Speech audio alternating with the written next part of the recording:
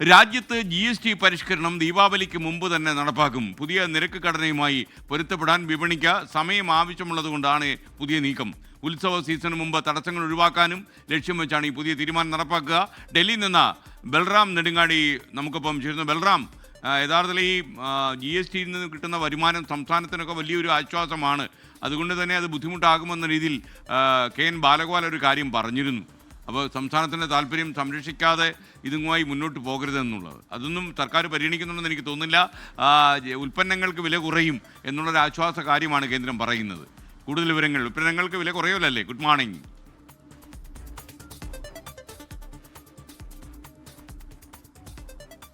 Very good morning SKN.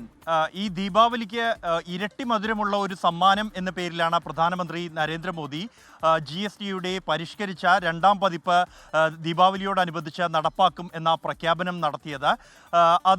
എന്നാൽ ദീപാവലിക്ക് മുമ്പായി തന്നെ ഈ ഒരു പരിഷ്കരണം നടപ്പാക്കാനുള്ള തീരുമാനത്തിലാണ് കേന്ദ്ര ധനമന്ത്രാലയം.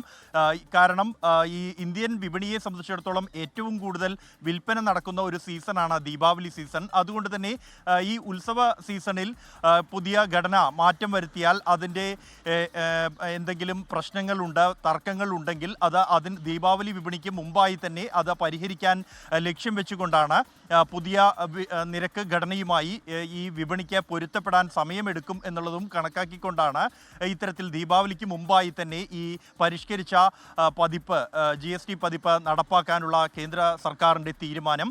അടുത്ത ആഴ്ച ഗ്രൂപ്പ് ഓഫ് മിനിസ്റ്റേഴ്സിൻ്റെ യോഗം ചേരുന്നുണ്ട്. ഈ യോഗത്തിന് മുന്നിൽ ഇക്കാര്യങ്ങൾ അവതരിപ്പിക്കാനുള്ള ഒരു തീരുമാനത്തിലാണ് ധനമന്ത്രാലയം. പ്രധാനമന്ത്രി ഈ പ്രഖ്യാപനം നടത്തുന്നതിന് മുമ്പായി തന്നെ ഈ ഗ്രൂപ്പ് ഓഫ് മിനിസ്റ്റേഴ്സിൽ ഉൾപ്പെടുന്ന 6 സംസ്ഥാനങ്ങളിൽ നിന്നുള്ള ധനമന്ത്രിമാരുമായി ഇക്കാര്യം സംബന്ധിച്ച് ആശയവിനിമയം നടത്തിയിരുന്നു എന്നാണ് ധനമന്ത്രാലയത്തിൽ നിന്നും ലഭിക്കുന്ന വിവരം. അതിൽ കേരളവും ബംഗാളും ബീഹാറും ഉത്തർപ്രദേശും രാജസ്ഥാനും ഉൾപ്പെടുന്നുണ്ട്. അതുകൊണ്ട് തന്നെ നിലവിലുള്ള 4 സ്ലാബുകളിൽ നിന്നും 2 സ്ലാബുകളായി ചുരുക്കുന്നത് അത് വിപണിക്ക് ഗുണമാണ് ചെയ്യുക എന്ന വിലയിരുത്തൽ ധനമന്ത്രാലയത്തിനുണ്ട്. കാരണം കാർഷികോൽപ്പന്നങ്ങൾ, ചെറുകിട ഉൽപ്പന്നങ്ങൾ, ഒപ്പം തന്നെ MSMEയുമായി ബന്ധപ്പെട്ട ഉൽപ്പന്നങ്ങൾ എന്നിവയെല്ലാം തന്നെ കുറഞ്ഞ ഘടന 5% എന്ന സ്ലാബിലേക്ക് മാറ്റുകയും മറ്റ് ഭൂരിഭാഗം ഉൽപ്പന്നങ്ങളും 18% എന്ന സ്ലാബിലേക്ക് മാറ്റാനുമാണ് നിലവിലുള്ള തീരുമാനം. ഇതിലൂടെ നഷ്ടമുണ്ടാകില്ല, നിലവിൽ ലഭിക്കുന്ന മൊത്ത വരുമാനം ഇതിലൂടെ തുടരും എന്ന ഒരു കണക്കുകൂട്ടൽ ധനമന്ത്രാലയത്തിനുണ്ട്. ഇത് ഈ അടുത്തയാഴ്ച നടക്കാനിരിക്കുന്ന ഗ്രൂപ്പ് ഓഫ് മിനിസ്റ്റേഴ്സ് യോഗത്തിൽ ചർച്ച ചെയ്ത് അത് ദീപാവലിക്ക് മുൻപായി തന്നെ ഇക്കാര്യം നടപ്പാക്കി ദീപാവലി വിപണിയിൽ ഈ പുതിയ പരിഷ്കരിച്ച പതിപ്പ് ആയിരിക്കും വിൽപ്പന നടക്കുക എന്നാണ് ധനമന്ത്രാലയം വ്യക്തമാക്കുന്നത്. എന്തായാലും അടുത്തയാഴ്ച നടക്കാനിരിക്കുന്ന യോഗം ഇക്കാര്യത്തിൽ ഏറെ നിർണായകമാണ്.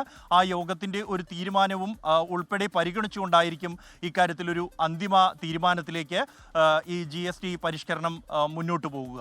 Okay, thank you. ബൽറാം നെടുങ്ങാടിയാണ് വിവരങ്ങൾ നൽകിയത്. GST കുറയുമ്പോൾ ഉൽപ്പന്നങ്ങൾക്ക് വില കുറയുമെന്നാണ് പ്രതീക്ഷ. സാധാരണക്കാർക്ക് അത് ഗുണമാകുമോ എന്ന് അറിയില്ല.